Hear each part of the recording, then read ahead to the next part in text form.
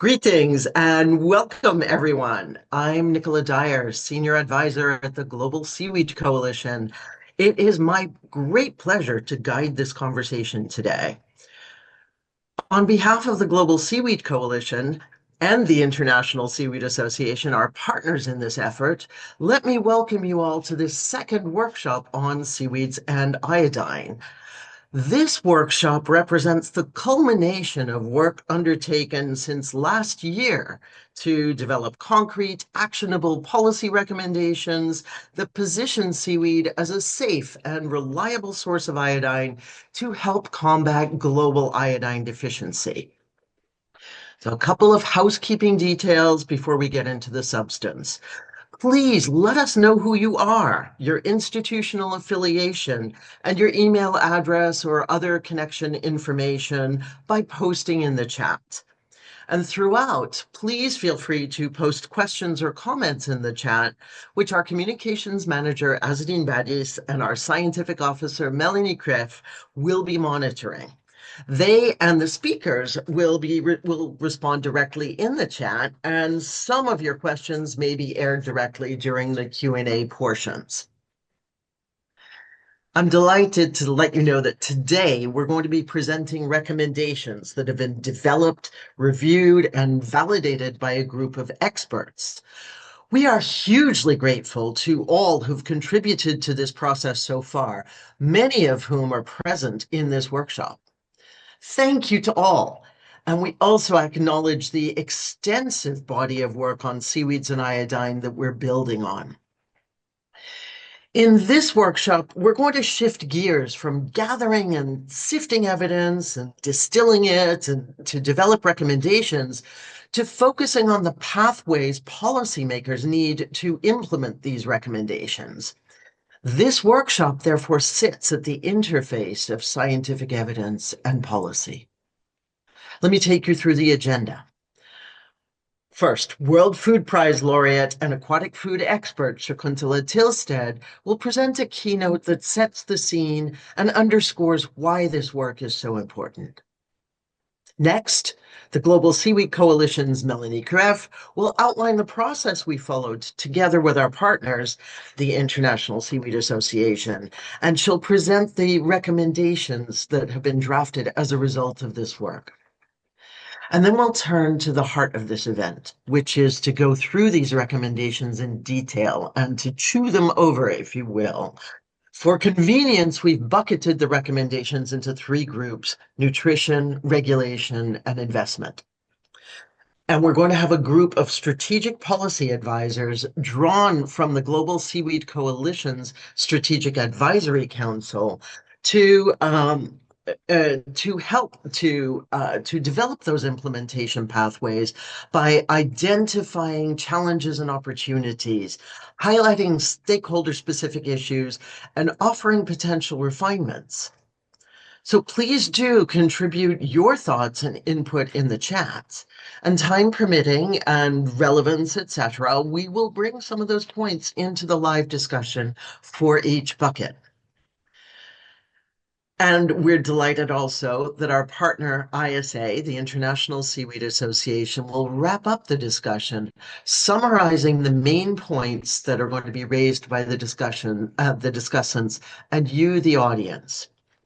After the workshop, we'll be revising the draft recommendations and we'll share them, amongst other actions, we'll share them with members of the UN Global Seaweed Initiative, which is currently co-chaired by France and Madagascar.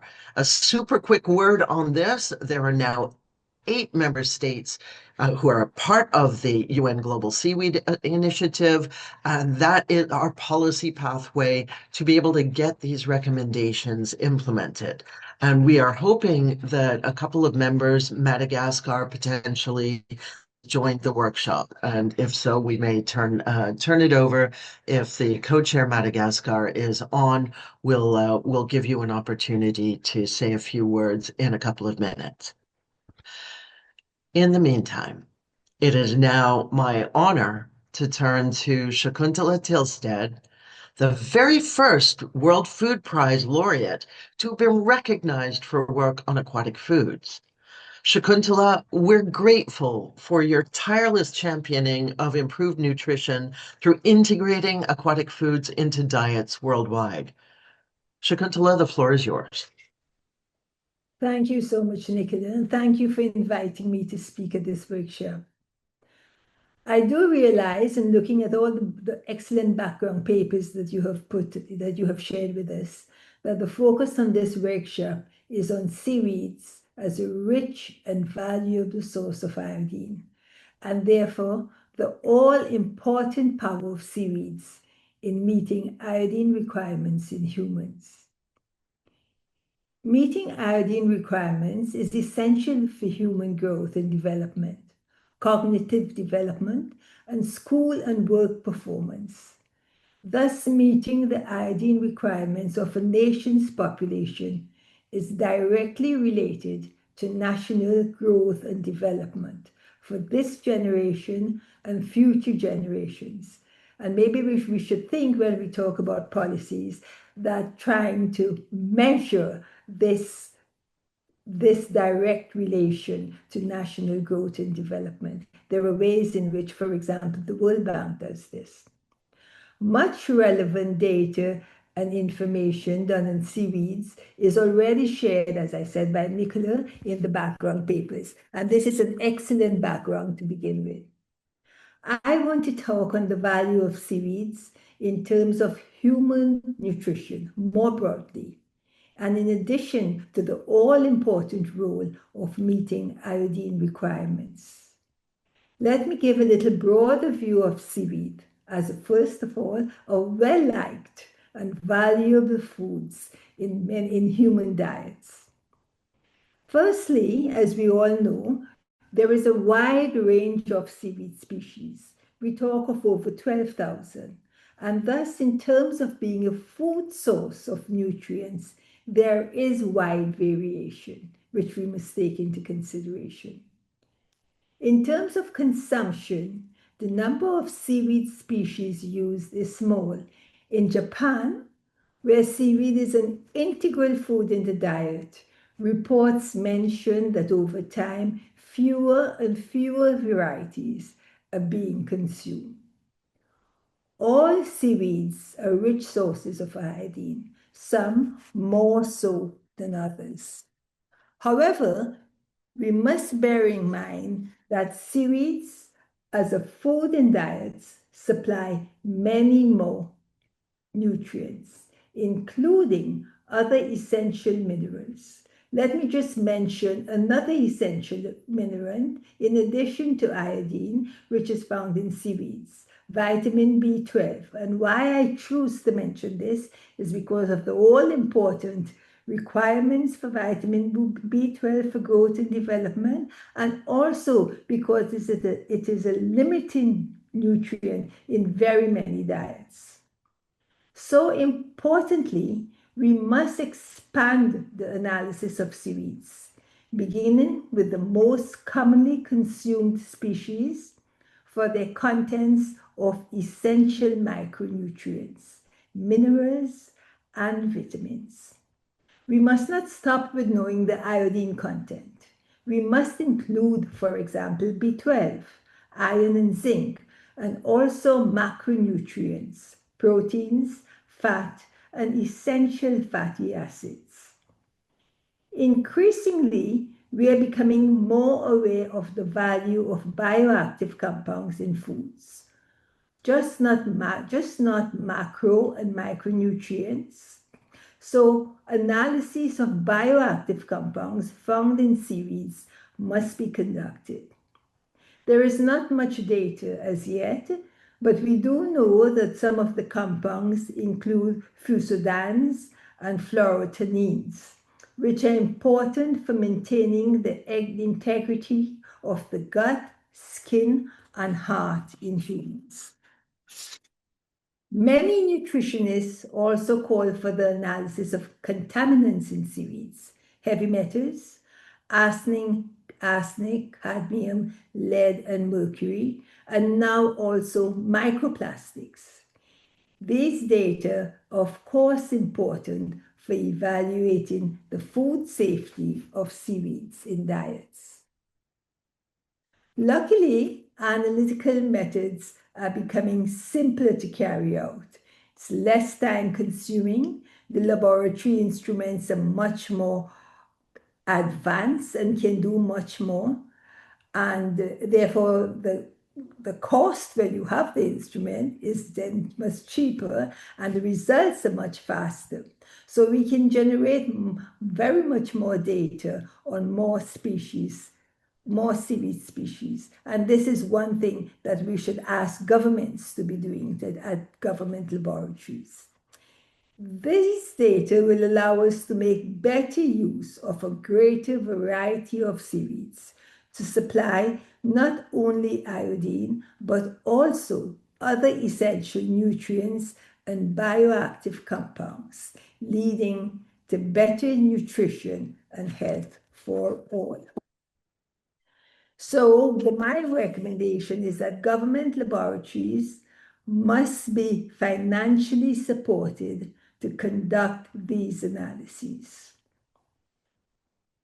The next point I wish to raise is the value of seaweed products, and I will limit my focus to dried seaweed. Dried seaweed has a large number of benefits.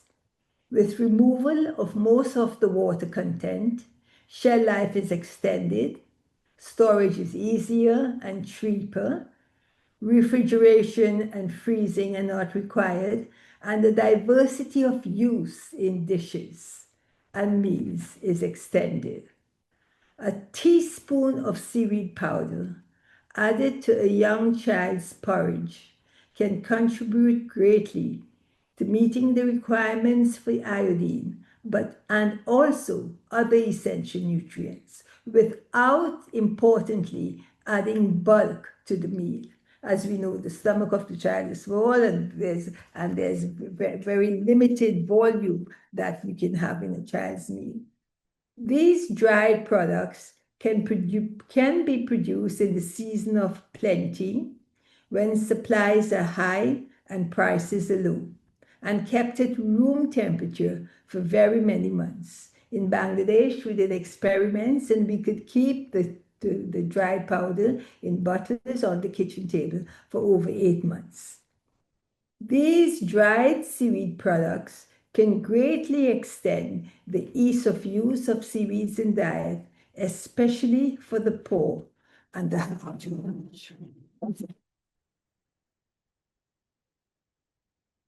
Dried seaweed and seaweed powder are very good examples of highly nutritious foods that can reach and benefit vulnerable groups. For example, pregnant and lactating women, infant and young children, and school children.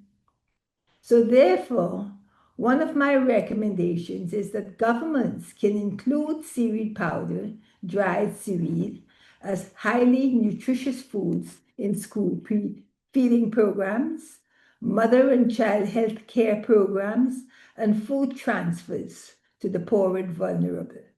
These programs, being government programs, are supposed to be more reliable and long-lasting, and therefore can have long-term positive effects, especially on poor and vulnerable populations. So my message here is for governments to prioritize the development and use of seaweed products, dried seaweed and seaweed powder, to nourish the poor and vulnerable, in particular, pregnant and lactating women and young children.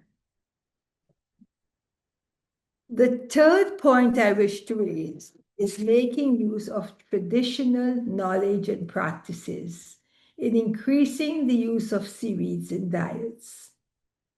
We know from reports, for example, also from Japan, that over time there are less seaweed species and fewer preparation methods being used. The reasons for these are the time required, the loss and lack of interest in the skill sets needed. Convenience and wait time are important factors to consider when we want to move forward with using traditional practices in food in food generations. And this is something that we need to think about. How do we hand over these practices and knowledge to younger generation? Thus, an important recommendation is to find ways to carry out traditional seaweed preparations, making them more convenient and less time consuming, and thereby increasing the role of diverse seaweed species in dishes and diets and also snacks. This will lead to diets having more seaweeds, having greater variety of nutritious local foods and dishes, better meeting nutrient requirements, and hopefully being much more appetizing. Now, in many countries, food-based dietary guidelines include not just meeting nutrient recommendations, but importantly, eating together with family and friends. A recent survey done in UK showed that in many homes, there are no more dining tables, no more chairs, that everyone is eating singularly standing at the kitchen table or eating alone in front of the television screen. So sharing food and doing so over generations and seasons are now very important for ensuring that seaweeds play a vital role in nourishing all people. Thank you.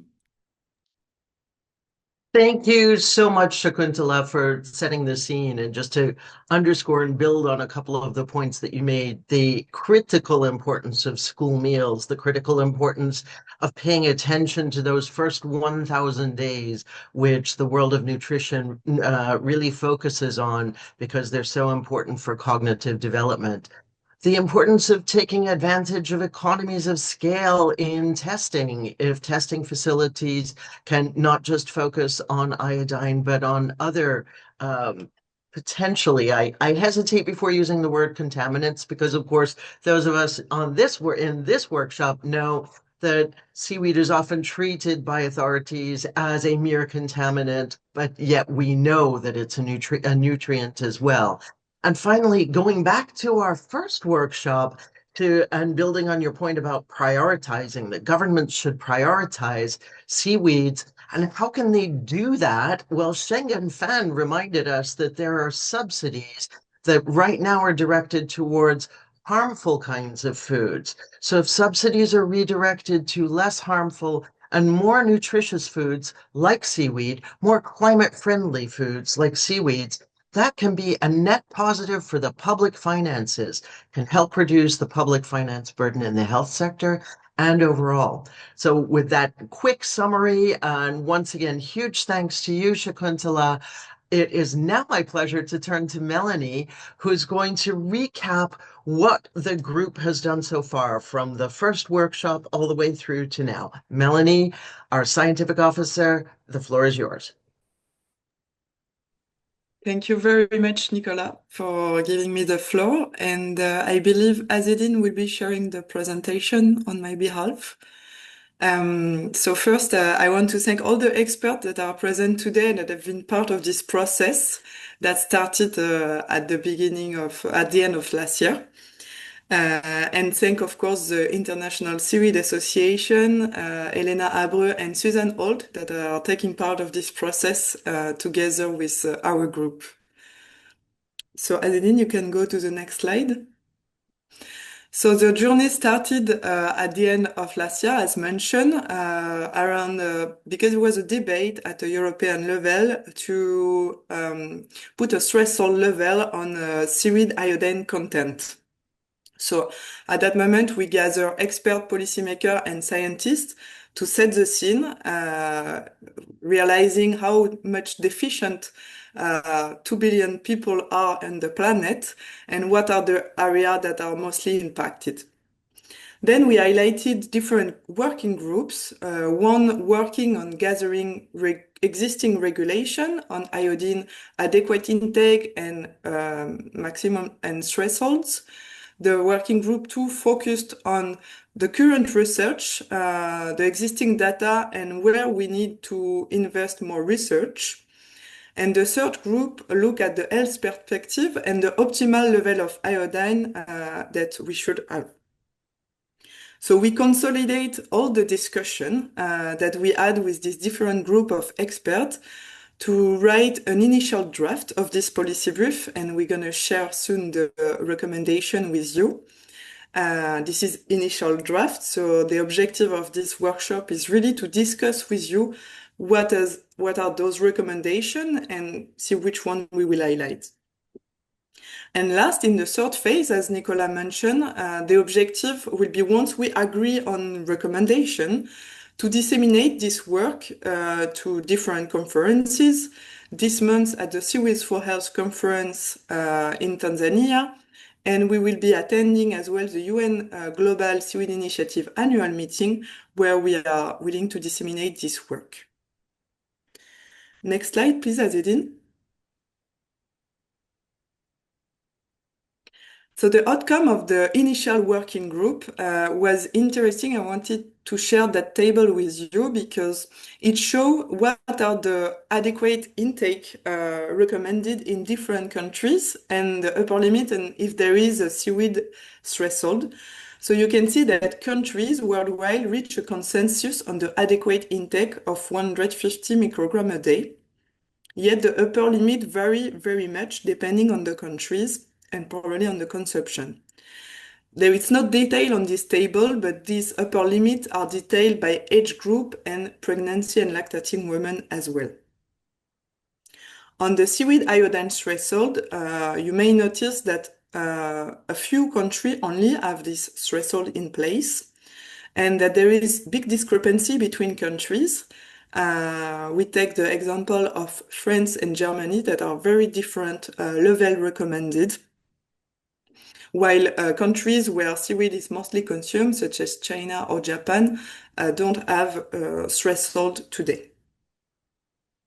Other key takeaway out of those workshops has been that iodine content vary very much according to the seaweed species, that processing can largely reduce the iodine content in the product up to 80%, that people need to be empowered about their diet and need to be more informed about their consumption. And to discuss we discuss a lot about the balance of risk of excess between the risk of excess of iodine, which has been the focus of the debate, but also the risk of being deficient. And Shakuntala just highlighted how the benefit and the needs of having the right and the optimal iodine level. So with that, we have recommendations that I will now go through that we grouped in 3 main buckets: nutrition, regulation, and investment. So Azedine, if you can pass on nutrition. So our first recommendation is to have national dietary guidelines rather than having threshold that could be split by age group and tailored to specific groups such as the pregnant and lactating women. To inform the iodine content on labeling of product, because you may notice that it's not so easy to find the iodine content of products when you go to your supermarket. It's not any information that is easily accessible, and many experts ask question, where do we find iodine? So seaweed is the richest product containing iodine, and we would like to inform the population on labels for people that are deficient, but also for people that must limit their intake. Next slide, please. Then on regulation, we want to adopt a risk-benefit framework. It has been done for other elements, such as the folic acid, and it's been successful. So that's our third recommendation. Fourth, regulate the product as consumed.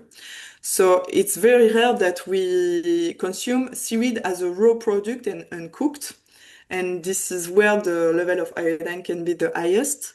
So having a regulation as the European one, which is product as sold principle, will be more relevant because in most of product containing seaweed, there is either a little bit of seaweed or the seaweed has been processed before. So it will be more relevant to regulate the end product rather than the raw material, and that will cause less burden also to the seaweed producer of raw material. Recommendation 5, to differentiate by species group. So red and green seaweed does not accumulate iodine as much as brown seaweed. And within brown seaweed, there is differences depending on the group. So for example, the kelp may concentrate way more than a wakame, for example, that is largely consumed in food products. And last, on regulation, to have global recommendations. So with the Global Seaweed Coalition and the UN Global Seaweed Initiative, we are working with the Codex Alimentarius to set global standard for seaweeds and by species. And the objective in the next step will be to have regulation or recommendation at global level for a contaminant and iodine content, to have some common principle in place. Last, of course, investment will be needed to continue the research, and I will highlight here 3 key areas of investment that are really worth to continue and to enrich this debate. To have more in vivo study on absorption of iodine in realistic diets, because in fact in Europe we are closer than 2 grams of seaweed per week that we consume, while in Asia we are 10 grams of seaweed per week. So that creates a difference. We're not eating seaweed every day. To have standardized in vitro bioaccessibility tests, so we can measure. So we know that iodine in seaweed is more bioaccessible. There is a couple of data and studies showing it, but we need more repeated data to be able to have consistent information. And last, to focus on investment, to develop cost-effective tests to measure the iodine in product that can be accessible to the industry in order to have this information more easily accessible than on labeling. So with that, it gives a good overview, I think, of the recommendation that are present in the policy brief. And I wish to have interesting discussion around those points. And Nichola, over to you for the rest of the session.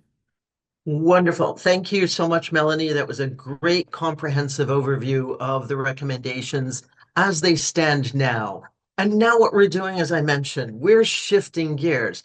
We're trying to put ourselves in the mindset of helping policymakers, helping the government officials who need to do the actual work of policy change.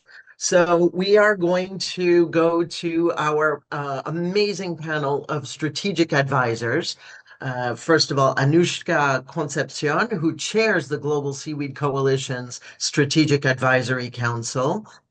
Asma Latif, who's policy advisor to the SDG2 Advisory Hub, and seaweed champion extraordinaire Harrison Charo Carissa of the World Bank Group. And I'll also be turning to Shakuntala to ask you, Shakuntala, if you've got any additional thoughts that you didn't make in your keynote. So what I'm going to do is turn to each of our panel members in turn, and then time permitting, if you would like to have a conversation between you, that would be very much welcome. But let's start on the nutrition bucket. So Azadine, if you can shift to the nutrition recommendations, and let's first go to Asma. Asma, this apart. What are the challenges? What are the opportunities? What are the things that need to be thought of? Who are the stakeholders, et cetera? Over to you. Thanks very much, Nichola, for having me, and congratulations on this terrific draft. I learned an enormous amount reading it, and I think it really is very clear and addresses, the recommendations are extremely clear and timely. One thing I was struck reading it, Shakuntala mentioned the 1,000-day window, and I think that's a huge opportunity for engaging policymakers. We have the World Health Assembly targets on stunting that have just been extended to 2030.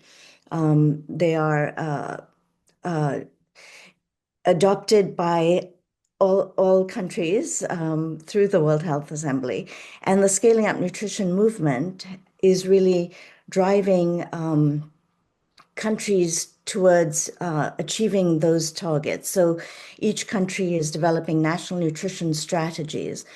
And so I think that's a huge opportunity to draw out specifically. Stunting wasn't specifically mentioned in the paper. And I think there is an opportunity, given the momentum around the WHA targets and the decade of action on nutrition, to really underscore the value of seaweed in helping countries achieve those targets.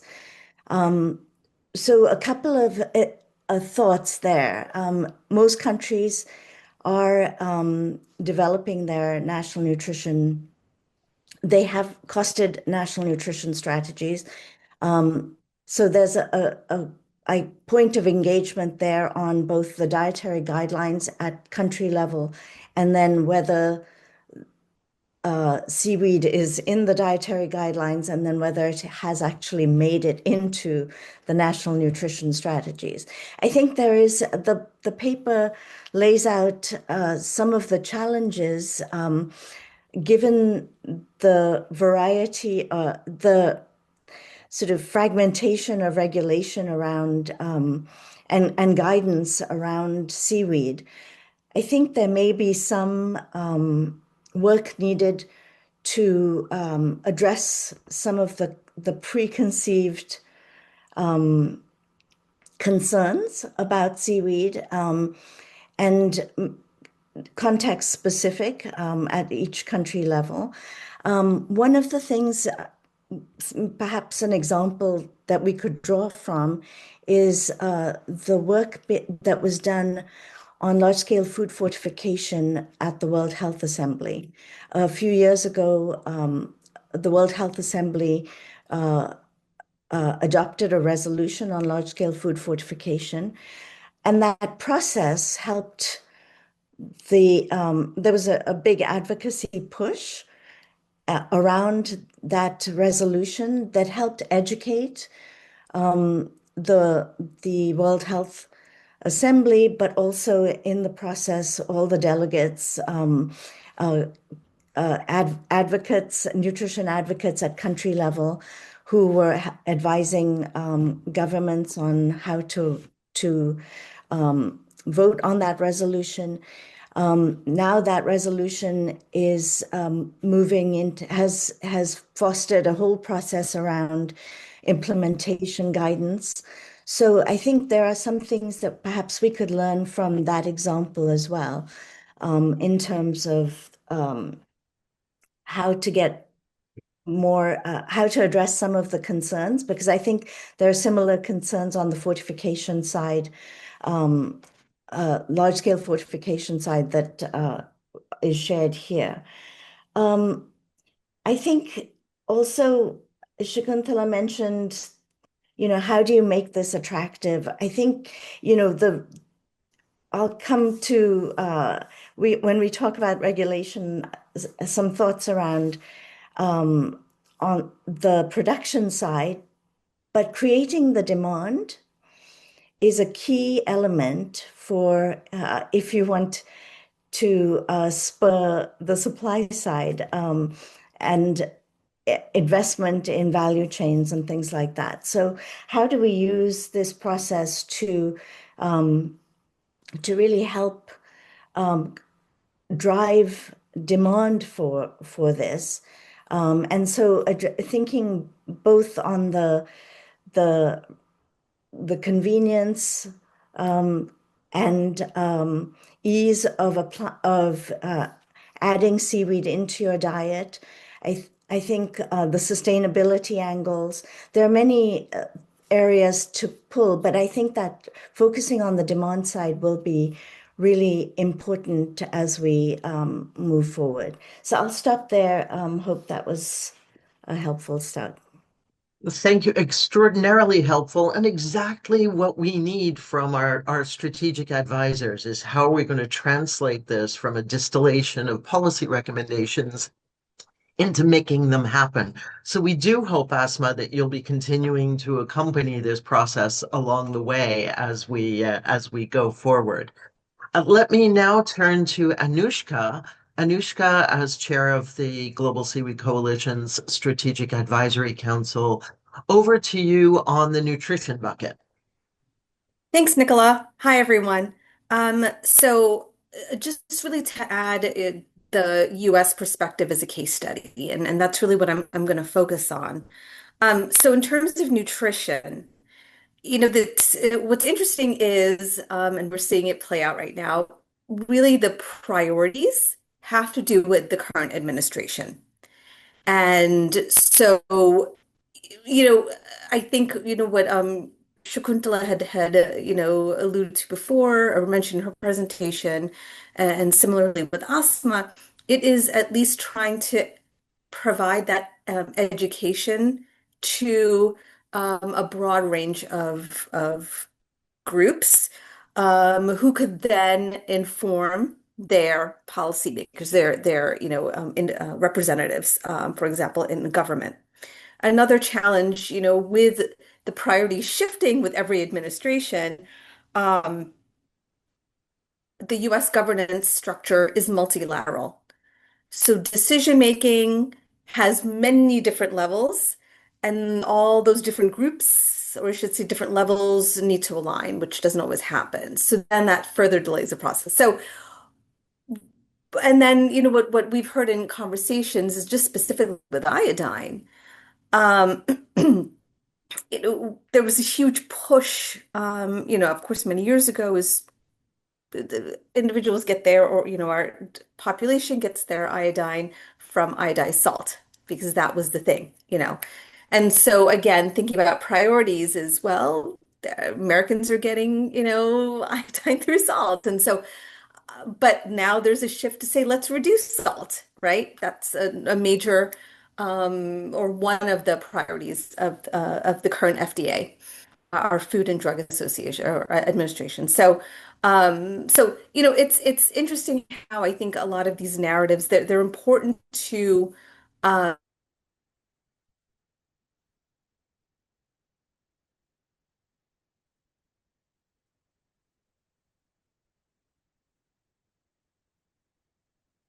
better decisions, and to reprioritize, if not for this coming year, next year or year after. So at least it gets it into the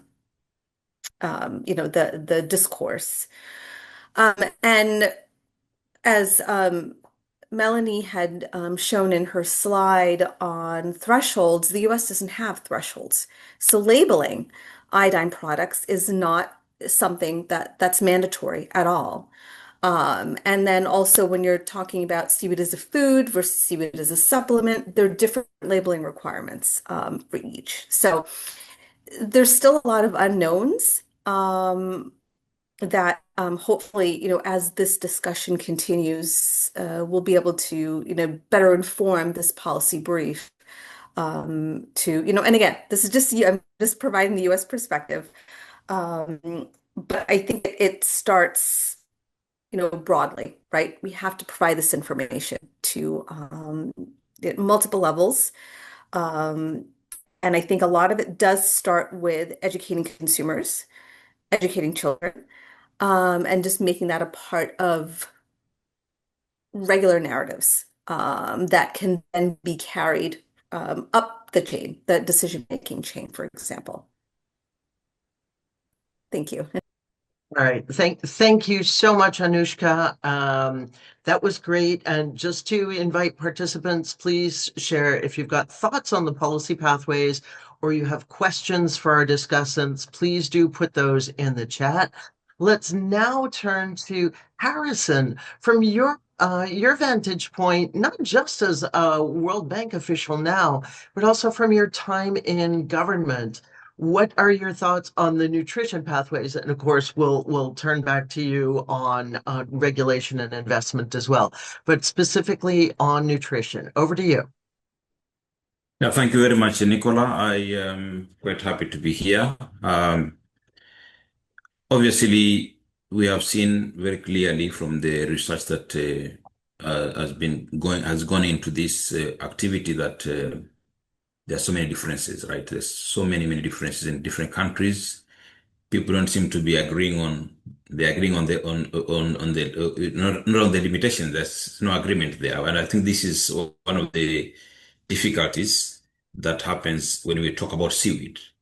I'm actually thinking here, sitting here, I was actually saying, look, this is why we have to have the Global Seaweed Coalition. It is doing a fantastic job. It's quite something that's very necessary.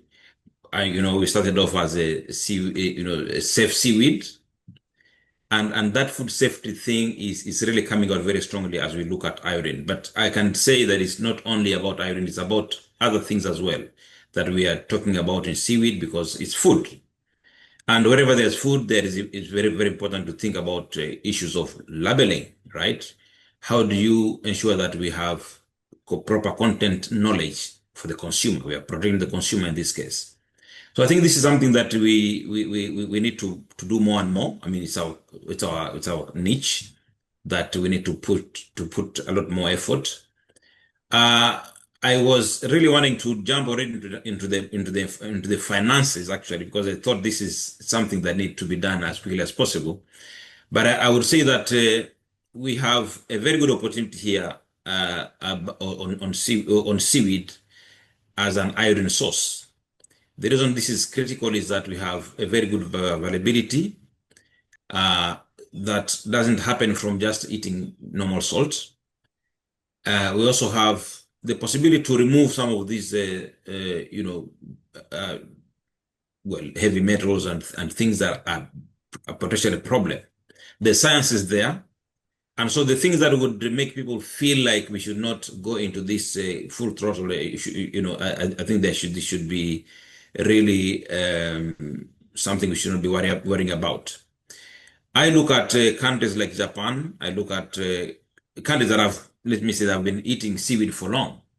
We have not heard of any seaweed-related diseases from these countries. So I think there's a lot that we need to borrow to understand better how do they actually treat the seaweed. Because then I think Shakuntala mentioned something here about local knowledge. I think this is where this fits very well. How have people been able to do these things? Because most of the challenges that comes to nutrition is actually about fear. People fearing a lot about what seaweed could bring.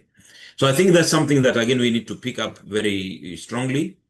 I would also include something there that Shakuntala mentioned again on the issue of how people are eating now, the eating habits. I believe that there's a lot that we are losing because we are not really forming. I mean, I just had this story. This is the second time I'm hearing somebody speaking about this issue of people eating, at different times. It actually came in from my wife was telling me about some friend that some friend told her about a family that is not eating together. The husband comes at night, eats alone, the wife eats alone, and then I said the children eat all alone. And I said this is actually a fabric that is being broken. Why is this important for seaweed? It is important because we are looking at ensuring that people know what to eat. The children need to know what to eat. if people are just choosing what they are supposed to eat and there's no direction as it is today, then we are talking about people who have never eaten seaweed not being able to bring it on the table, people who want only to eat fries and chips and so on. They will just eat that, and I think this is not good for the society. So I think that's an important point that I want to really to bring in very strongly. Then I would also say that a focus on iodine for me is for government, as you rightly asked, is a focus on health. Because if we do not focus on how people are eating, how much people are actually able to get this iodine content, then we are talking about spending a lot more money on health issues. So this is an opportunity that we have. There could be challenges that come with it, but I would say on the whole, this is something that we have the solutions for. And I will be, of course, speaking back later on the issue of finances as you allow me, but I would say that definitely it's an investment opportunity that we should embrace, and that can actually not only have implication on the health of the people, but also it can have implication on development and job creation as we focus on producing more seaweed that is suitable for iodine availability. Thanks a lot. Back to you. Thank you so much, Harrison. So this is really rich, the importance of culture. There's a role for industry, there's a role for government, and I'm wondering, Shakuntala, if having heard the interventions of our strategic advisors, if there are any points that you would like to add? Am I on? Yes. You are. Thanks, Nichola. I was thinking, and this is from the work I'm doing together with the UN, through the UN Food Systems Coordination Hub, as chair of the scientific committee. It would be nice. We are talking a lot about actions of governments. So it would be good if we can look towards the national pathways and begin by doing an analysis. What are in national pathways with respect to aquatic foods, and in particular seaweeds? Of course, we have to do this country by country, and we can begin by taking a few countries and looking at these, because I do think, also going up to the 2030 and the 2030 national development plans and the SDGs, it would be nice if we could tie it into that bigger picture of the benefits for countries. And I mentioned, for example, if you have a population where there is better school performance, better cognition in children, better health and nutrition, there are ways of measuring this in terms of national development.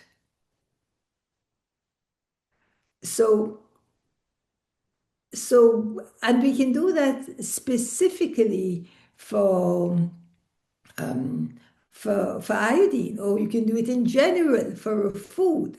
I mean, I did it in Bangladesh many years ago for vitamin A deficiency, and looking at the different strategies that government had, comparing it with vitamin A fortification, vitamin A supplementation, and showing how valuable it is not to let slip the entry point of diets and diversity. Thank you. That's a great addition to the conversation, and it's helping to outline next steps. And Elena, I may not see you, but I'm looking at you as I know you're listening to this, for pulling together the summary of these policy pathways, and that includes identifying some next steps. And also want to thank Silvio. Thank you, Silvio, so much for the work that you've done in the working group process and noting your suggestion, which is well taken in the chat. So, unless our advisors here, our strategic advisors here, have any, if you've got any questions for each other or any points that you'd like to make, raise your hand right now, speak up now, or we can turn. I'm giving you a chance by talking slowly. And I'm not seeing anything. So let us turn now to regulation. And so on regulation, let's first hear from Anushka. Anushka, you have lived this in the US. So maybe you're going to focus on the US as a case study. And I know that you have some knowledge of global issues as well. But if you want to just speak to the US, by all means, the floor is yours. Thank you, Nichola. And I'm going to apologize that it's telling me my internet connection is unstable. So hopefully I can get a lot of what I wanted to say, out there.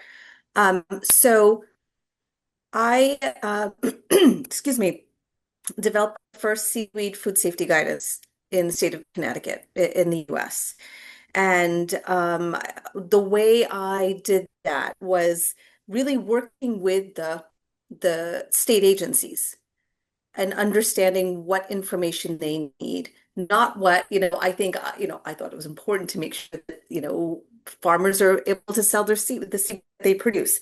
But it was really understanding how those decisions are made, what information they needed, and then working with them, if it's, in my case, it was setting up or applying grant funds, we wrote out a protocol and saying, here is what we need to test. Here, so it's understanding your concerns. Here's what we need to test. Now that's food safety, so iodine is different. But I think it's important to understand, and every country is going to be different. There's differences at the federal level, the local level, right? But it's understanding the governance structure and the pathways for implementation. And then again, working with those policymakers to understand the information they need. Because really at the, and again, just going back to the US case, just using seaweed as an example, seaweed can enter, the market through different regulatory pathways. So that's also a distinction, right, between supplements versus food. So that's completely different regulatory pathways.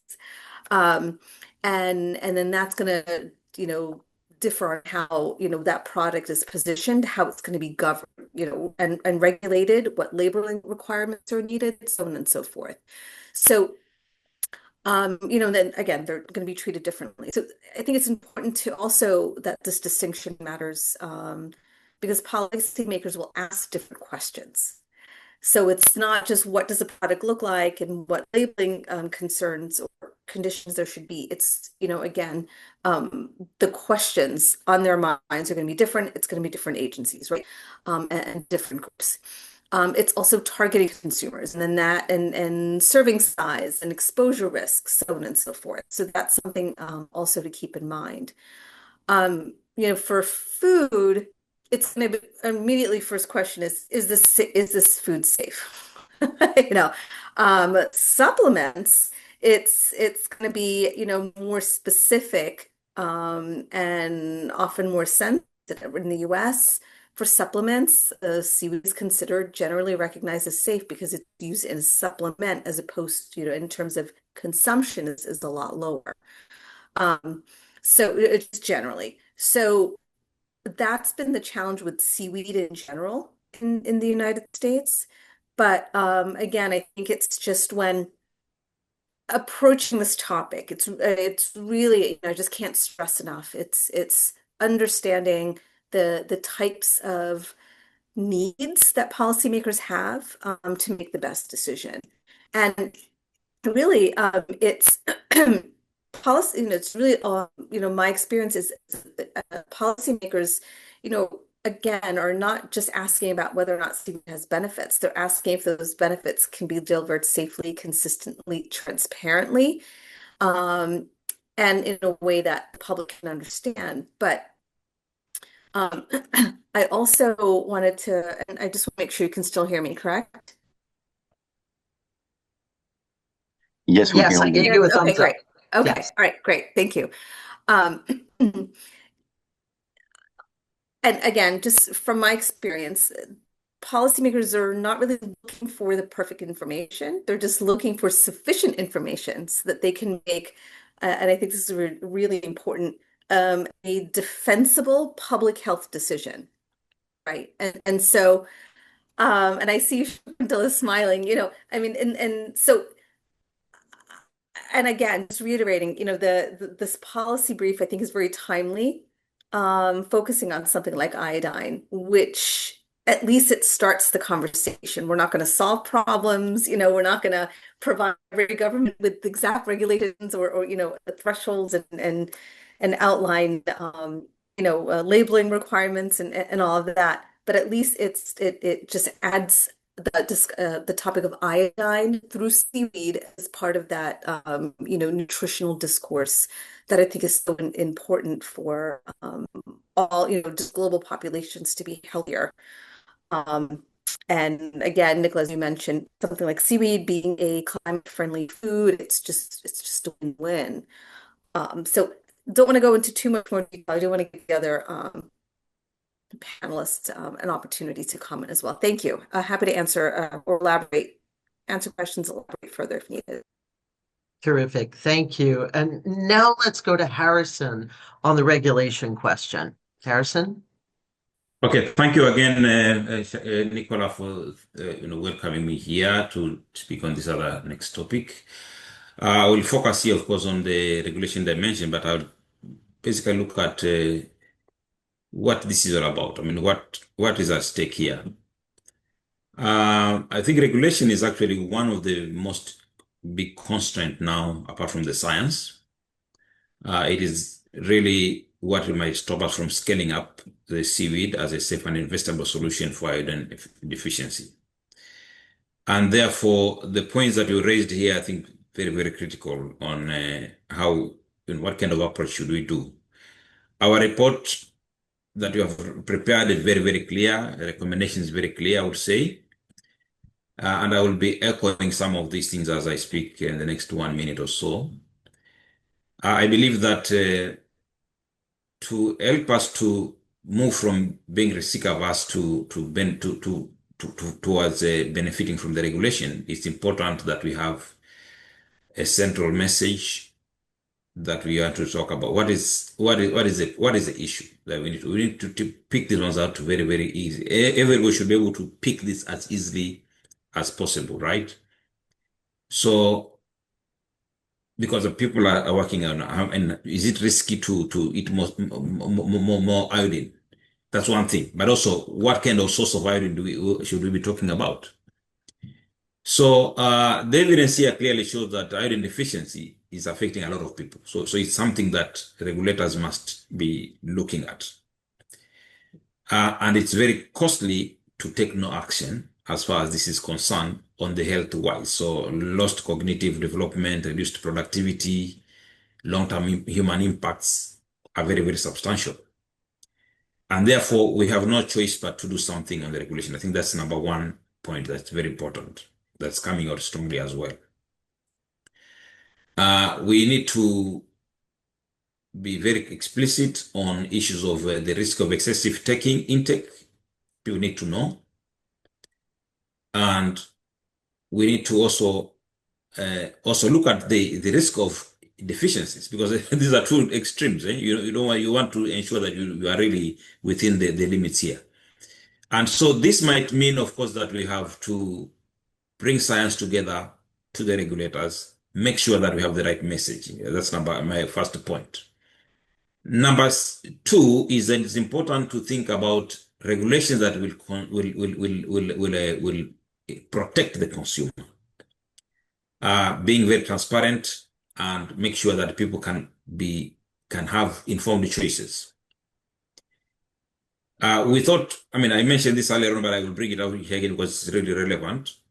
The absence of labeling of iodine and species identification is very, very important. It's not all species of seaweed that bring in iodine. That's number one. Number two, it's not all, it's not, I mean, different species have different levels of toxicity. Some are really not good. So it's important to be very, very clear on this. And that's why I say marine science and regulation is very, very critical. It's also important to think about, how that message will come out to the consumer. That this has been a seaweed that's been prepared in this way and this way. And then also is of processing. How was that seaweed processed? So that to assure the consumer that this is something that will not bring harm rather than bring, help. Then the other point that I would also bring is that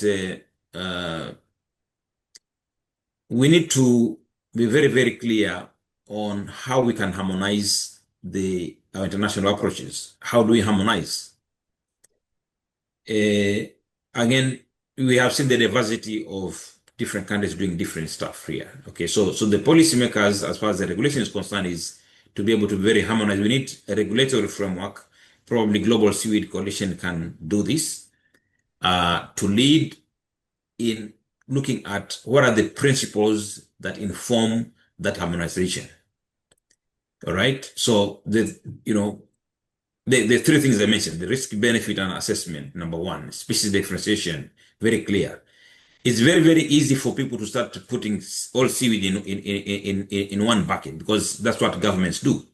I think for this particular case, it's important to really be very, very nuanced and very, very clear and focused on what are the different species giving, and then proper labeling to see this is seaweed coming from this, and this is the amount of seaweed, this amount of iodine that you are going to get by eating this product. I think this is very important. Obviously, we need also to include this into Codex Alimentaris and our FAO, WHO processes, so that we can have more predictability for the investors. We want to be consistent for the producers, and also we want to be very confident when the consumers are taking this. The last thing that I will speak is that regulation should be taken as a prerequisite for investment. I think this is a very important point. From the World Bank perspective, obviously, the current regulatory uncertainties raise risk and suppress capital flows. You know that very well, that when people are looking at risk, it's very, very difficult for investment to come in. So we need to have proper regulations. We need to show that those regulations are actually following clear standards, that they are based on predictable frameworks, and that they're transparent so that the consumer is safeguarded. This way, we'll be able to bridge the gaps that are there as far as the regulation is concerned. Thank you very much. Great points, Harrison. Thank you. I permit myself to add not just transparent, but transparently and consistently applied, because that is so often a problem. You can have great regulations on paper, but not necessarily super well applied. And now, Asma, any thoughts on regulation? Yes, thank you.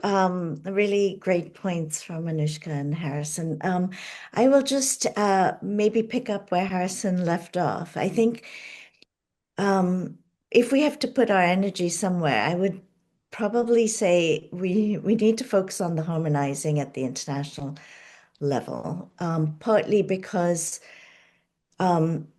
as long as there is a fragmented approach to regulation and there is no guidance from the normative bodies, that the uncertainties for investment will remain. I think people will latch on to these differences, and that'll be I guess, continue to sow concern or fears amongst consumers, amongst policymakers. So I think it's so critical that we, from an advocacy perspective, to get that harmonization at global level that then informs the regulatory frameworks and at national level. taking it down to the level of the smallholder farmers, I thought that was a really important point in the document. The 30 million smallholder farmers. How are they going to make decisions on, whether to do that additional or processing that is needed to reduce the level of iodine in seaweed?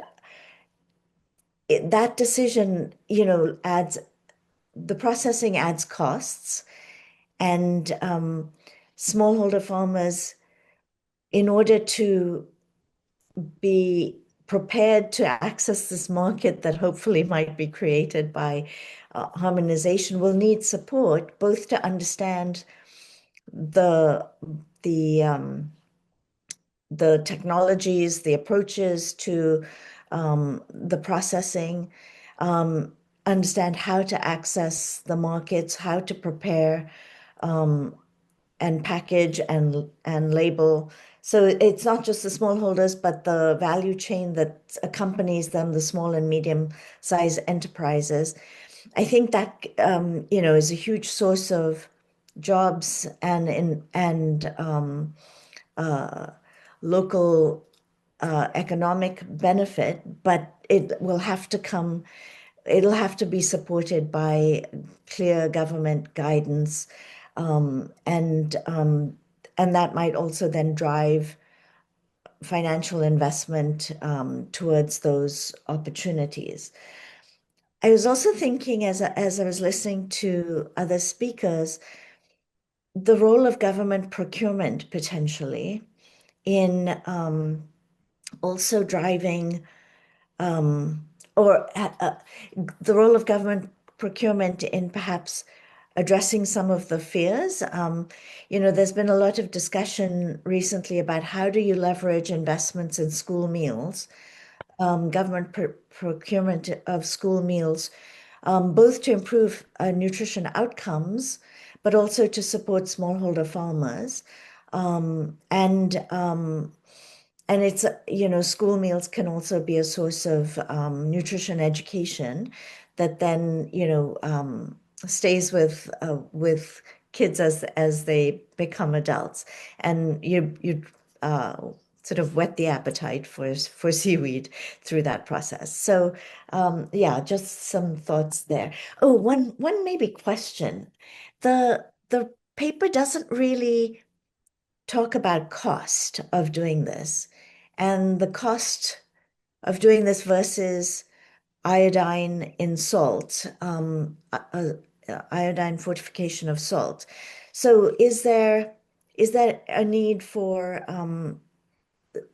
research in that area? Does that information exist? Does it vary? Yeah, those were just some questions I had as I was reading. Terrific. Thank you. I was really hoping somebody was going to raise the point about the cost of testing, the cost, and weighing those costs against the cost of inaction. So the public health burden, are we measuring the right things? Are we measuring the ultimate burden to societies of not doing this? And as has been pointed out in the chat, a couple of people have been pointing to the importance of engaging WHO, and we are certainly convinced of that. We'd very much welcome if folks who are in this workshop have some established relationships with WHO. Please do flag those. Please do alert your WHO contacts.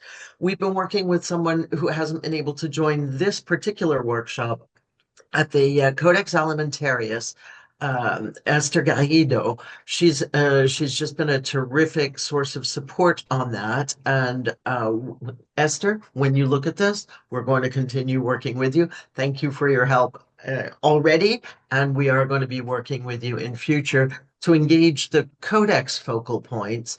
But we definitely need to engage that conversation with WHO as well. Now, that being said, Shakuntala, having heard our other strategic advisors, do you have any additional thoughts to share? Thank you, Nicola. Well, regulations is a big part of it, and it takes a lot of time, a lot of energy, and a lot of investments to approach it the right way, to get to the right people, and to get their ears, to get them to listen to you.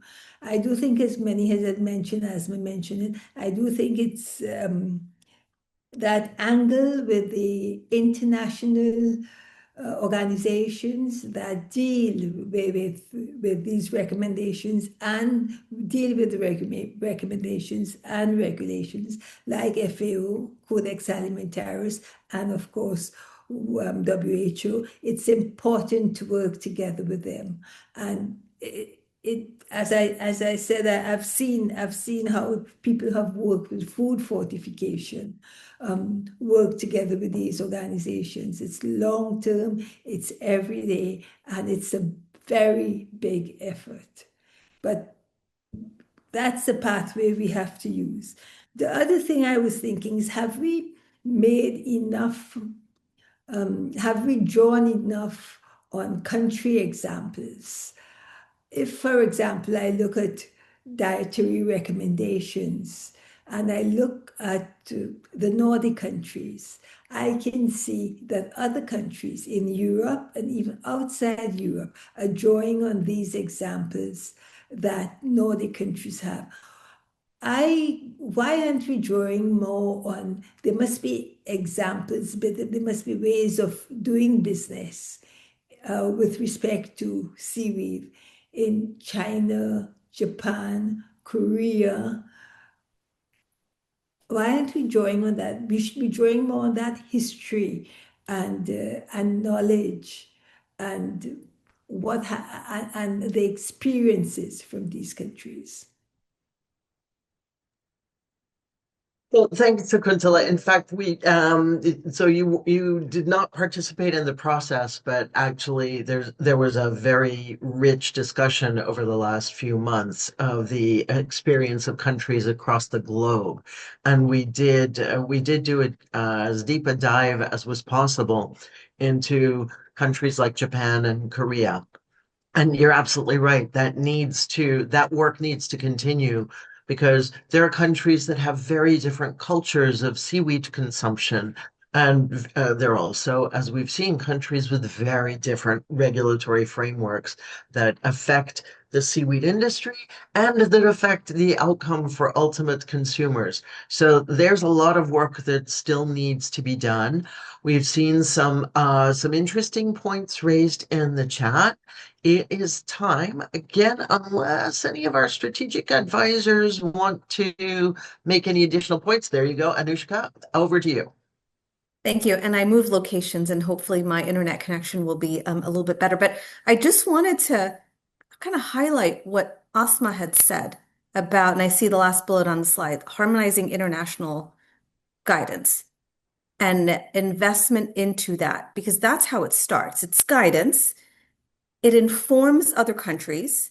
And if additional information is required, then it helps them, we're talking about cost. It helps them sort of, make more cost-effective decisions on what testing needs to be done to further address the needs of that particular, country, federal agency, so on and so forth. So I really, think that, that should be highlighted further. The harmonizing international approaches and guidance, because, Asma brought up a very, very important point in other countries are looking to one another to say, what do you know? What do you know?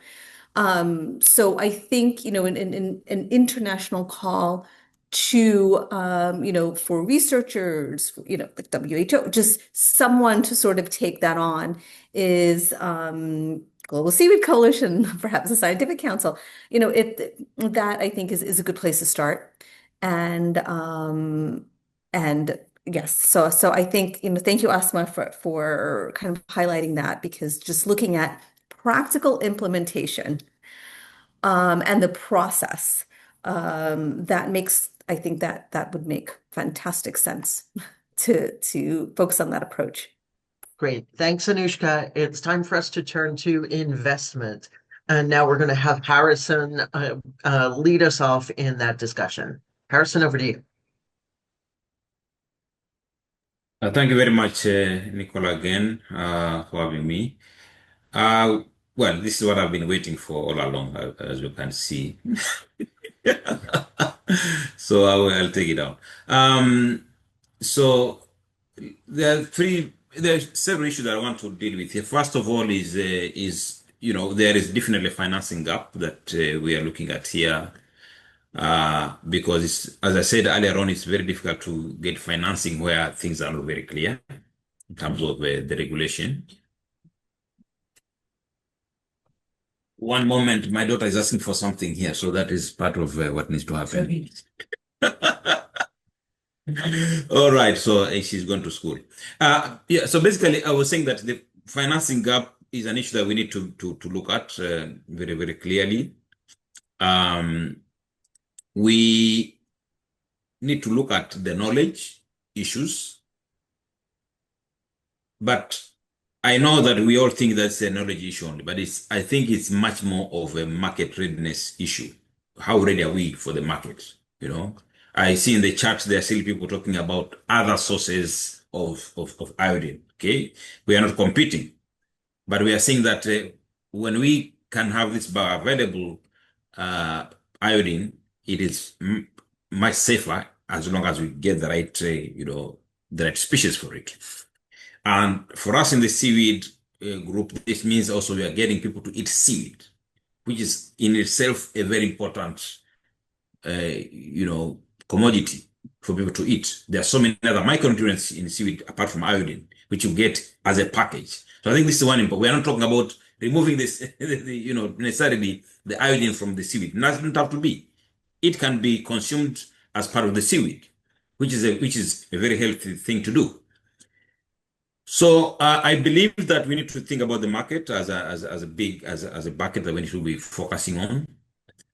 It's not helped because of the fragmented regulations. It's not helped because of the absence of standardized labeling, and also lack of global accepted risk-benefit frameworks. We need to have that in place. So market is important. Number two, it's important to think about de-risking the investments.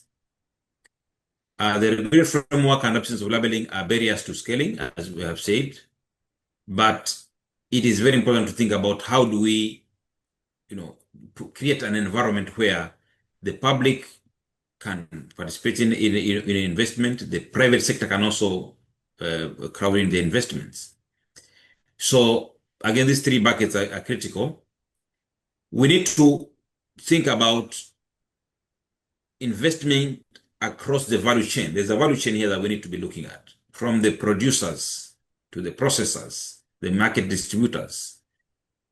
We need to be able to pick out areas for investment in all this.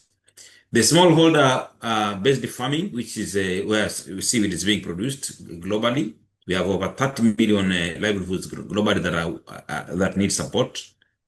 They will need inputs, they will need extension, they will need climate resilience, spatial planning. All this is required as part of the investment. We need to think about processing and safety assurance. We have in our document a number of technologies that are available for us to look at. Blanching can reduce iodine by 50 to 80%. It's already known. Investment is needed also in ensuring that we have localized processing infrastructure. We don't want seaweed to be pushed to be transported across the board. This is how we can create jobs. So countries can come in, just like we are doing in other salt area, inputs. Most of the countries have their own salt sources. So this is the kind of thing that we can bring in. And then we need to think about market distribution channels. How does, for example, this seaweed end up in the homes of people? I mean, it's in schools, for example, because I'm talking about giving it as a package. So we need to also look at the target geographical areas. For example, we have the emerging markets. I mean, where the markets are, Africa is one of the places where the growth of the population is going to be. how are we getting ready for that, so that our seaweed will be part of of these areas. And then, of course, the EU, the North American, that low focus on more on standardization, innovation, and high value products. We need to see how we can still produce seaweed at an affordable price there. I mean, somebody was saying that I saw some comment in the chat that that there is a mother seaweed that is cheaper than getting it from you can look that. I think I saw that chart, but I don't know where it is now. But anyway, people are worried about cost as well. So this is something we need to be thinking about very much. So the other thing that I will add on top now, lastly, I want to say, maybe I'll come back later, but I want to put this one on the table. Where does the money come from? Because always this is another issue that people are always thinking about. Where do we get the money? We have been talking for some time, and we can repeat this here for seaweed again, that there are so many subsidies that people are using. These subsidies can easily be used for what we have here in terms of putting money into research. If there are any gaps that people are worried about, like we have clearly identified, we need to be able to bring this to the table. I will say this, that government are already spending a lot of money on seaweed, on subsidies, food subsidies, agricultural inputs, fisheries, and other nutrition programs.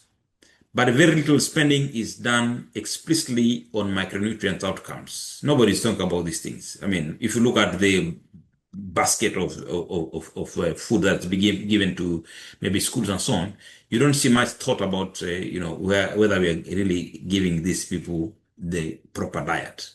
So micronutrients will be something that we will need to be brought in here, and of course the seaweed can play a very big role in that respect as well. And so I want again to say that it's not about the money, it's about how we do it. How do we repurpose these agricultural and fishery subsidies, especially? We can take these ones out towards sustainability and climate goals. We know, for example, there's a lot of money that's being spent on these areas without much result. We are looking for fish because we know there is macronutrients there. But if we cannot get the fish, why don't you turn this money? I mean, especially now that the capture fisheries is at its peak. How do we get the money to actually put it into the right place? And the right place for me is seaweed in this case.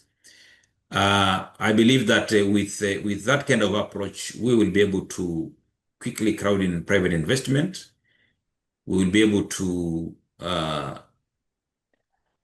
ensure that governments are spending money wisely. We'll be able to bring in all the market infrastructure that is required and also plug in the market failures that happen. And we will be able to improve our, economic productivity from the people that will be eating healthy food. So I will leave it there, as I think these are the things that are really critical. So I would say, lastly, that we need to combine these things. Repurposing of subsidies is critical for financing. We need to look at how we can have proper regulatory reforms. We need to have labels, standards, and so on. We need to have investment in value chains, and also look at the social fabric. How do we bring in the families that are eating together to understand that you need to have A, B, C, D in your diet? I think that's a point I cannot. This is one of the biggest points that I'm picking out of here, that is really critical, that we, either it's local knowledge that is passed across. We need to be able to have that system in place. We can't afford to not be very careful about what people are eating. I leave it there. Thanks a lot once again, Nichola. Thank you very much, Harrison. And the World Bank can play a really important role in this, and has already. On the point of subsidies. For those who aren't aware, there's been a great paper produced by the World Bank a couple of years ago on the repurposing of subsidies of harmful products, harmful from a nutrition or climate perspective, towards much more nutritious and climate-friendly products and foods.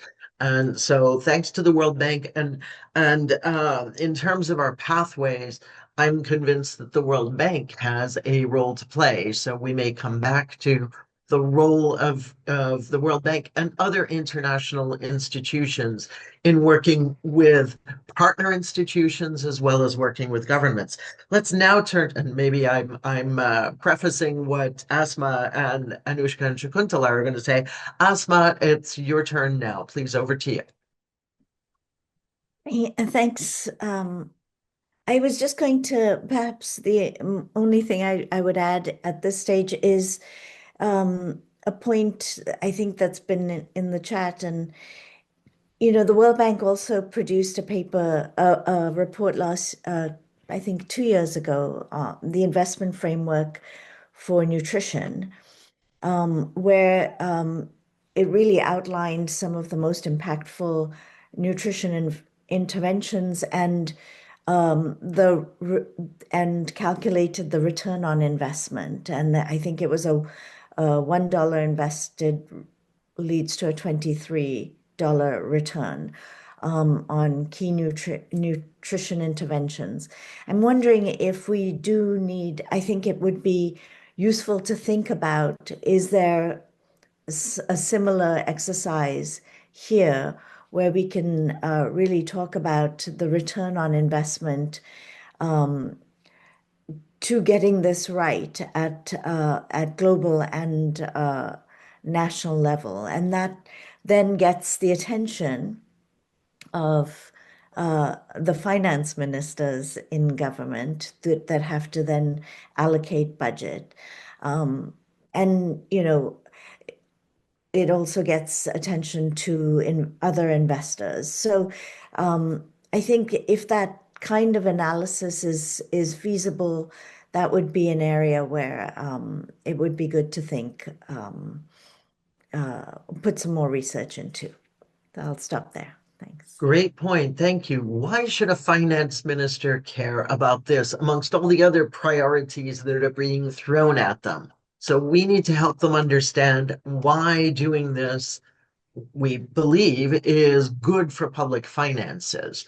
All right. With that, over to Anushka. The floor is yours. Thank you, Nichola.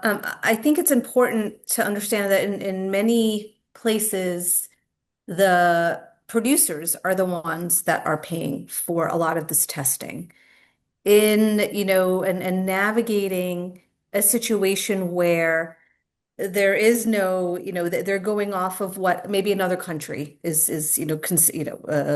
their thresholds, established.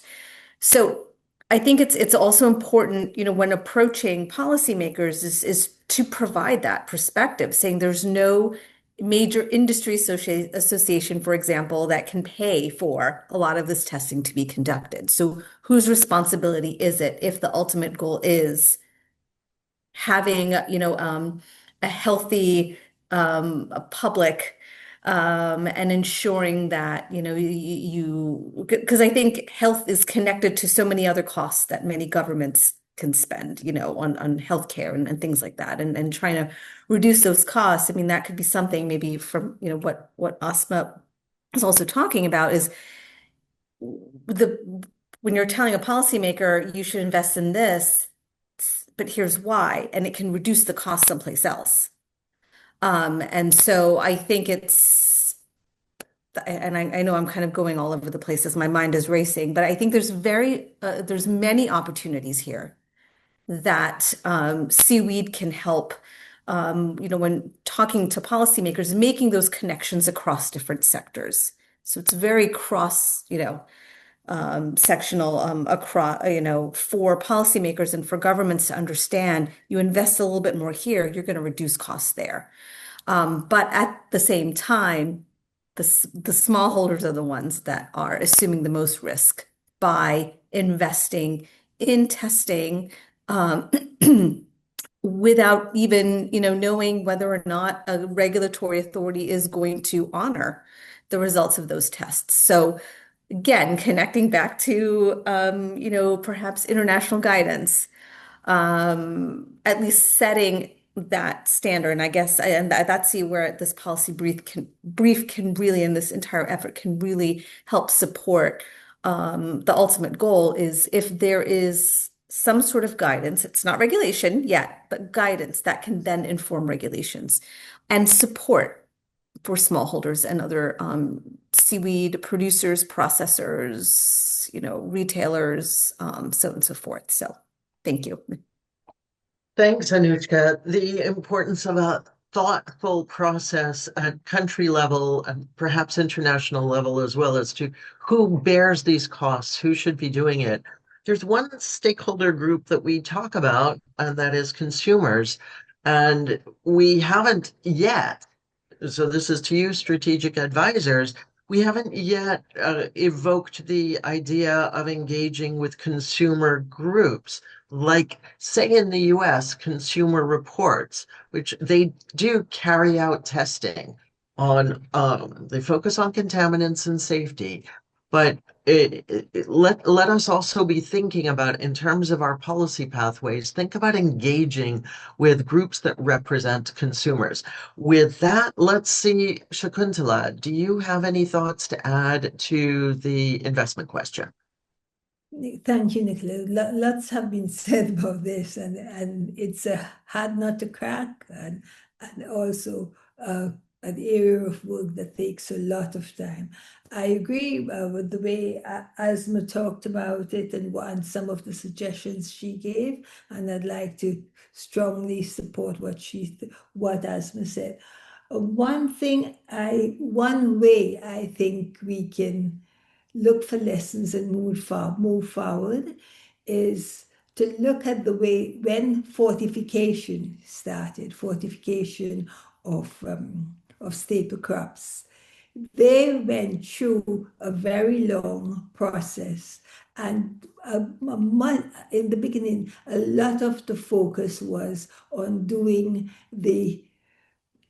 showing what the investments would give in terms of benefits, not just at individual level and for humans and for the populations, but for governments, for their national budgets. And I think there's a lot that we can learn from the way fortification handled this, and thereby how fortification moved forward, and then the investments that went into fortification. Not all of it was correct, mistakes were made, but there's a lot to learn from that process.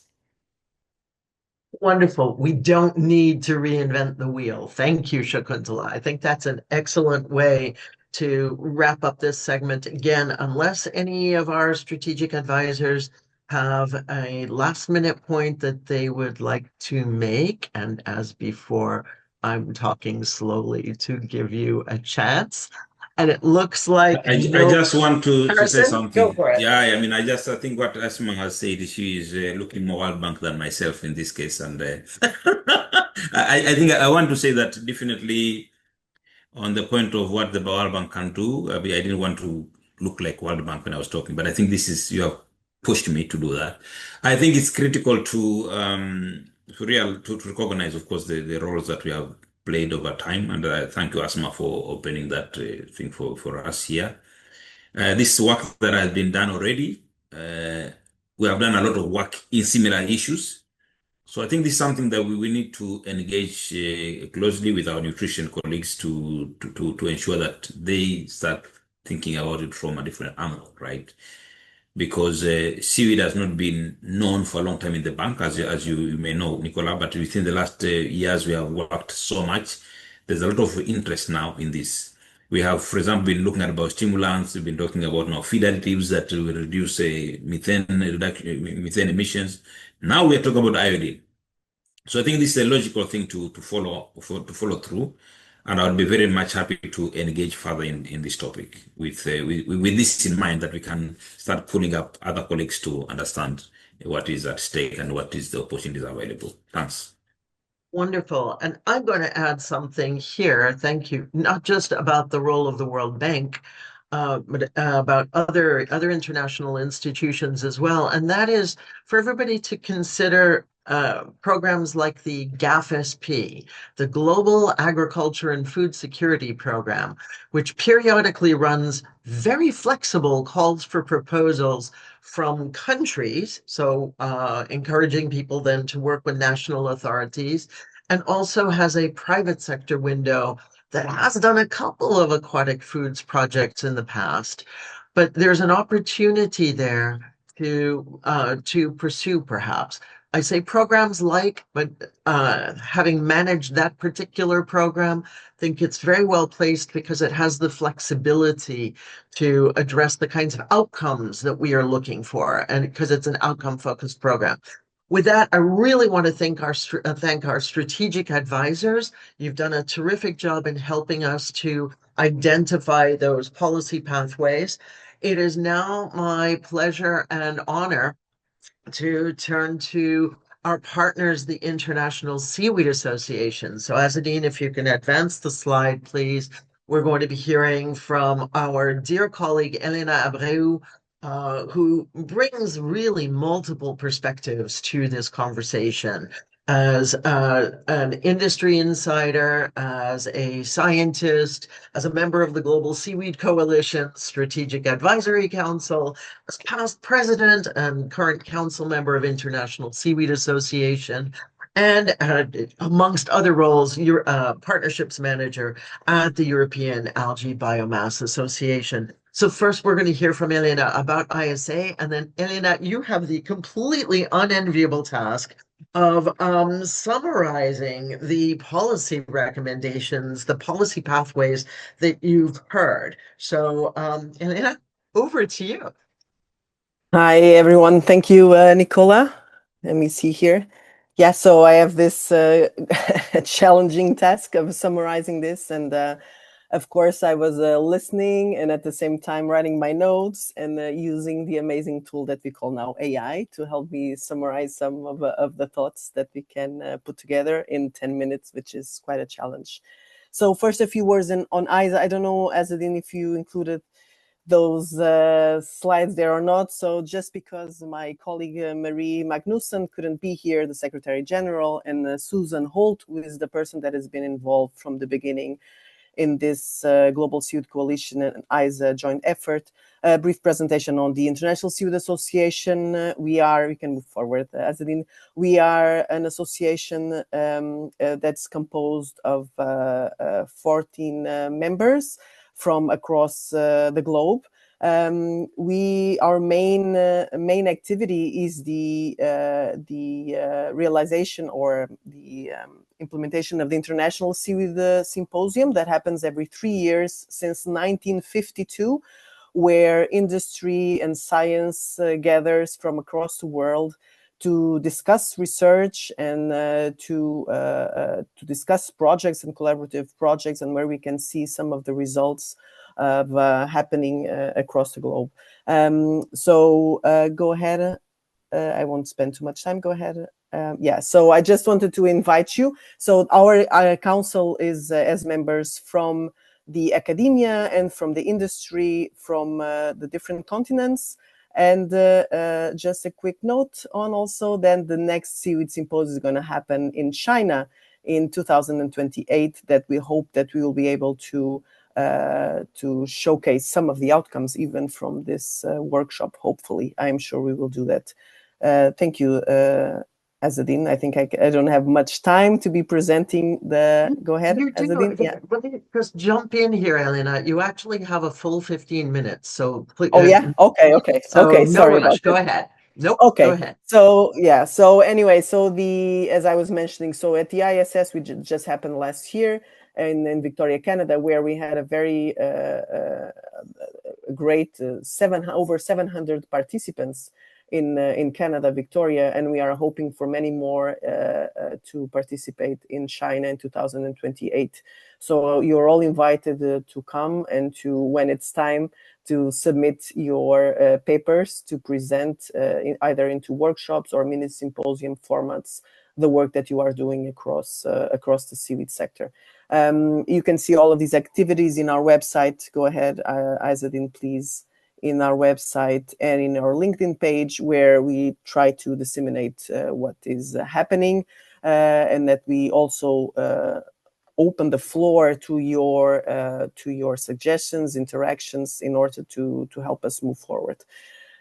So having this said, I move forward now to the outcomes, and this, as we've heard in the beginning of the beginning of this workshop, this is a joint effort that started last year, and it was, first of all, I want to acknowledge not only in the name of ISA, but mainly personally, that it is an amazing work that is being done in a very short time.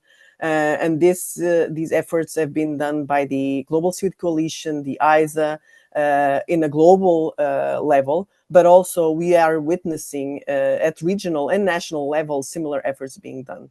So I think it was amazing, really, how the sector got together to really tackle this iodine subject that really scared the seaweed industry, mainly in nascent countries where the seaweed industry is starting to grow.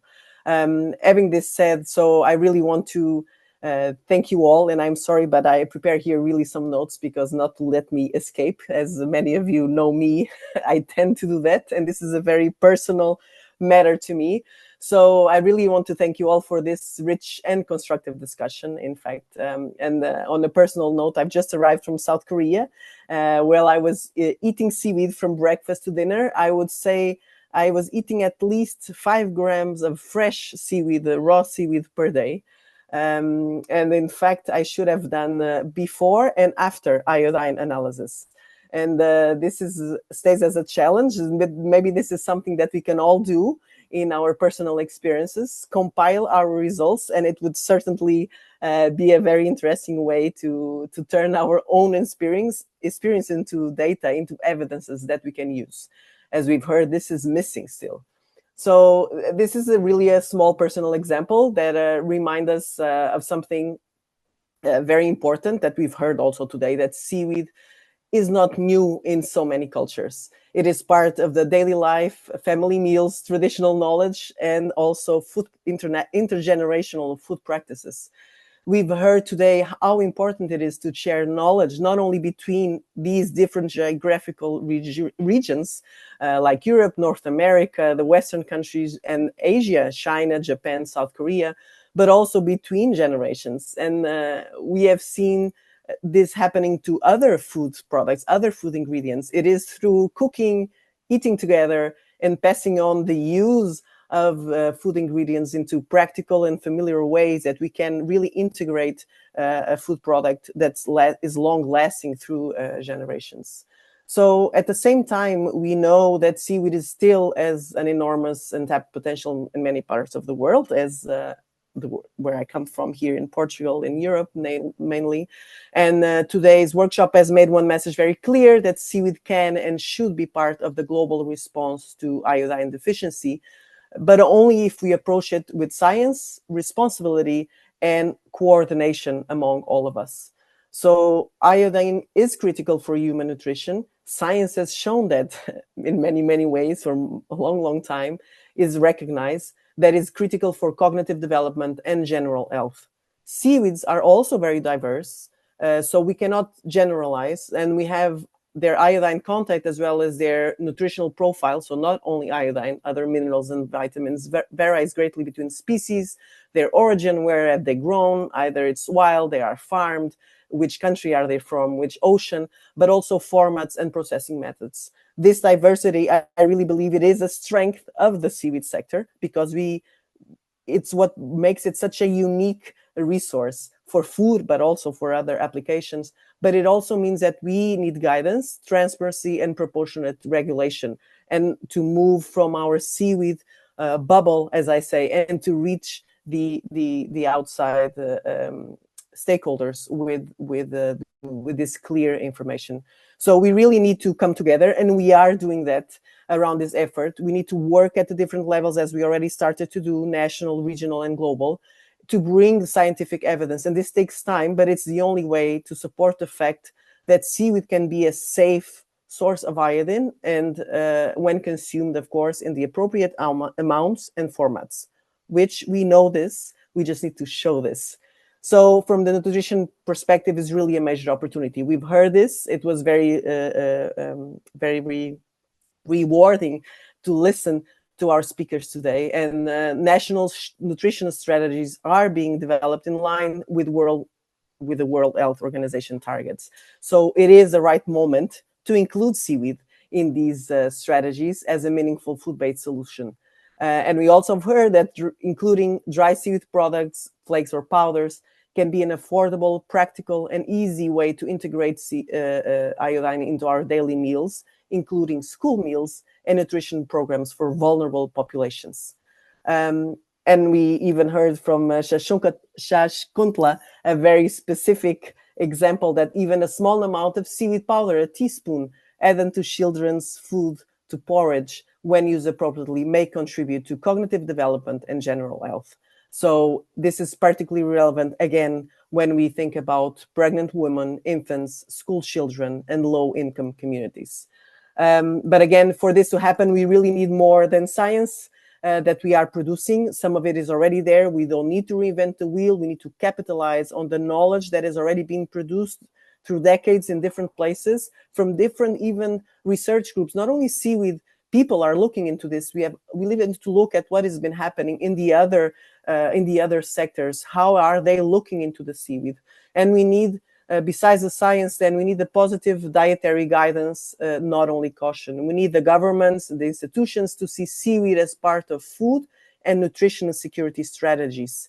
We need to explain clearly how seaweed compares with other iodine sources, not only in terms of nutritional value, but also in terms of cost, of supply, environmental impact, and the wider social benefits, society benefits, especially in vulnerable areas, of course. And this is an important message. This is still ongoing work. We need more evidence, more harmonized data, and better communication, but our direction is very, very clear.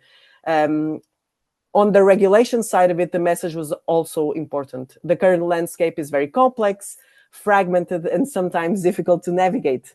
We have multiple layers, multiple authorities involved, and we've heard from the case of the US, but I can say it's the same thing in Portugal, and I am sure in most of the countries.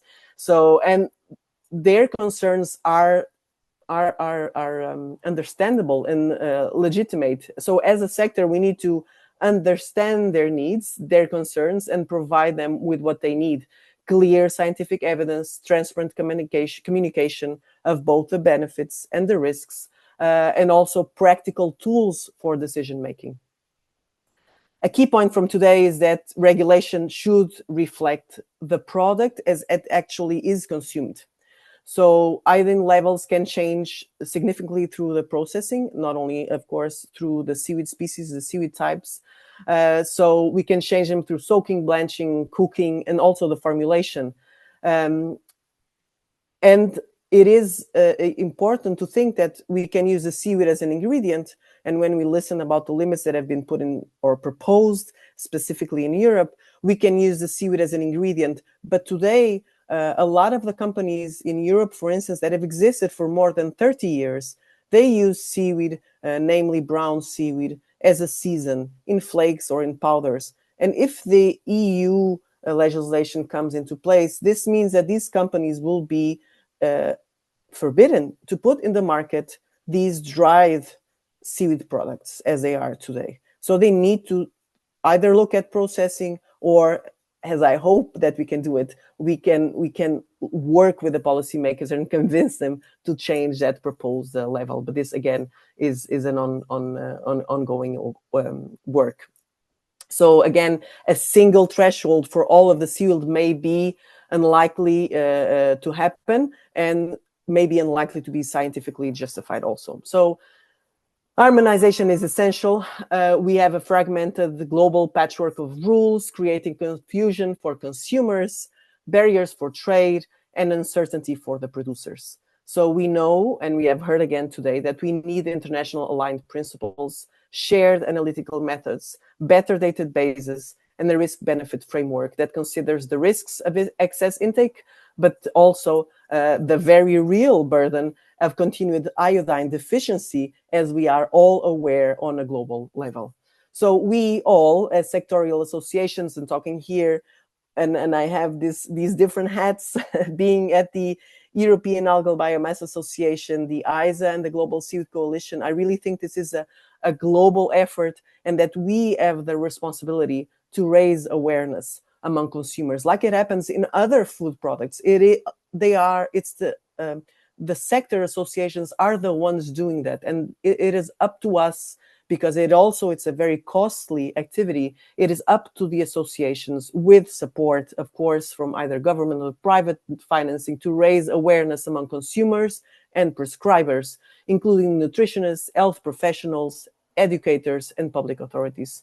And we need to do this in a very strong and consistent and harmonized way, speaking at one voice, passing on the same very clear, balanced, and science-based message. So that's what we are already doing, and we have started to engage with policy makers in a transversal and multidisciplinary way. We have been listening to their concerns. We are bringing our perspectives, and again, always based in science and evidence. I always stress this because it's part of who we are. It's part of the genetics of our associations. On the investment, the discussion reminded us that the capital is already flowing into different parts of the seaweed value chain. So we need direction. We need to identify the real priorities and help governments, donors, and private investors to put resources where they can really help to create the greatest impact. That means investing in targeted research, iodine analysis, bioavailability, species consumed, processing methods, rapid testing, broader health outcomes, but also means investing in awareness and consumer education, besides what we put in this policy. And very importantly, it means considering the practical implications for companies, the smallholders, the farmers. If regulation is going to demand for additional processing, additional testing, labeling, we must also ask, how will these actors be supported? So public procurement can really play a powerful role here. We've heard this from the speakers, and I guess we all agree. And governments can help to create demand. That was also a very important thing. They can also include seaweeds in their procurement lists, that way supporting the smallholder farmers and improve the nutritional value of school meals and public nutrition programs. So in order to unlock that potential, we need evidence of ROI, return on investment. So what are the costs? What are the benefits? What is the economic return on health, social, and development impact at these levels? So to really close, and I know I have only 1 minute more, I guess, and then it's up to Nichola. So I would like to summarize today's discussion in like 5 priorities. And again, I apologize. This is a kind of on the moment summary where I was taking notes. So I am sure the outcomes we will be producing them right after this workshop. So first, 5 priorities, let's say. First, position the seaweed positively in nutritional strategies, especially as a source of iodine, but also other essential micronutrients and vitamins. Second, build trust. I think this is critical. Build trust through transparency, including iodine labeling, species ID, and clear consumer guidance, but also to the policymakers and mainly. Third, develop proportionate and regulation based on risk-benefit analysis, species differences, and also the product as it is consumed. We cannot generalize. Fourth, harmonize globally so that the standards can support both safety and market development. And fifth, invest strategically in research, testing, processing awareness, education, and public procurement models that can support both nutrition and health outcomes, but also inclusive and sustainable value chains in all their access. So again, after this workshop, it is very clear that we will continue to work through mainly this amazing resource that we have now in place, the United Nations Global Seaweed Initiative, that we have 8 signatories now, but more and more countries are hopefully to join. And this is I would say, the strongest the strongest tool that we all have now in place to bring our national, regional, and global perspectives of all the seaweed stakeholders into application through a global harmonization. So we hope to reach, as Nichola said, and engage with the World Health Organization, because we need really to make them to make them. We need to learn from them and other strategies that have been developed for other food ingredients, and we need them to see and work together to integrate seaweed also in their targets and their strategies, and they would be the first institution that can really help to support and to build this trust to the national and regional policymakers. We believe this. So we are also working all together at a national, regional, as I mentioned, and EABA is also present here in the workshop, besides and I also think the Scottish Seaweed Association. So we have here different associations from different places, and we will all together keep on working with our national governments so they can connect. And I think this is one of the kind of recommendation also that I like to bring, and that we've been trying to foster, is that national governments connect and look at national seaweed associations and rely on them as partners in all of the seaweed-related actions in a transversal, multidisciplinary way, but particularly in the education, food systems, and nutrition for this case. So I think I don't need to keep on going. We need really to move faster together with a clear message. And we know that we can trust in seaweed. As a friend of mine says, in seaweed we trust. We just need to bring this into outside of our sphere. So thank you to all the speakers, to the associations present here, and I'm sure this is a critical conversation that will continue for sure in the next days and months to come. Thank you. Thank you, Elena. That was a majestic summary of a very rich discussion. And just a quick word on next steps. We're going to be taking all of this great input, and we'll adjust the recommendations, we'll adjust the supporting policy brief, and the updated brief and recommendations will be available online, and we're going to be sharing the recording of this workshop as well. So anybody who's worked with policymakers will understand the significance of the word brief. So we're not going to be preparing a scientific paper. We're going to be preparing a paper that is useful for government officials and their teams. So it basically doesn't need to be an exhaustive compendium of all the evidence about the benefits or risks of using seaweeds as a complementary source of iodine. We only need to present the essentials that are relevant to policymakers. And we do need also to engage other stakeholders in this process. So as has well been discussed, we need to include other groups like Scaling Up Nutrition. So let's make sure that we capture that. Let's make sure that we keep ASMA engaged in this process, because folks who are already in those nutrition conversations like Shakuntala, like ASMA, are going to be powerful allies in this process. We will also, in the spirit of brevity, we'll also need to prepare a complementary one-pager. That's what policymakers need. They need a brief that is one page that has just the recommendations and a line or two explaining why they need to do what they do. A very concise statement of why each is needed and what is the expected impact. So we'll be working on that as well. In closing, thank you. Thanks to all of you for your strong interest and your active participation. We're also going to be capturing the comments from the chat. We really appreciate it. We trust you're all going to be remaining engaged as we shift from policy identification to supporting decision makers in adapting policies to their country and stakeholder contexts.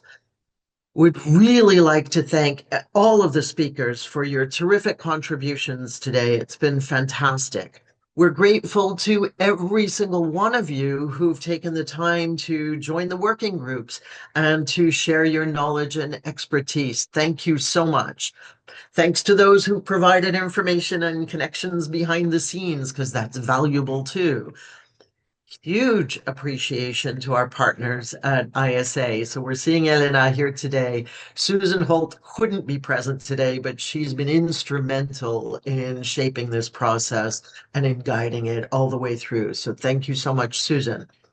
And a special shout out to Azadine today for your great work in preparing the materials that informed this workshop and also for managing all the behind the scenes stuff. So thank you. So a final note to all of you, if you haven't already become a member of the Global Seaweed Coalition, please join. It's easy, it's free. Azadine has or will have posted a link in the chat, but you just go to the www.globalseaweedcoalition.org and there's a tab to become a member. And that way you get information about our upcoming workshops, webinars, and the like, as well as special events and information about seaweed, well-curated information about seaweed. So thanks very much to all. We're going to stop the recording now. I'll invite the participants in the workshop to stay on. But thanks to all again. Goodbye.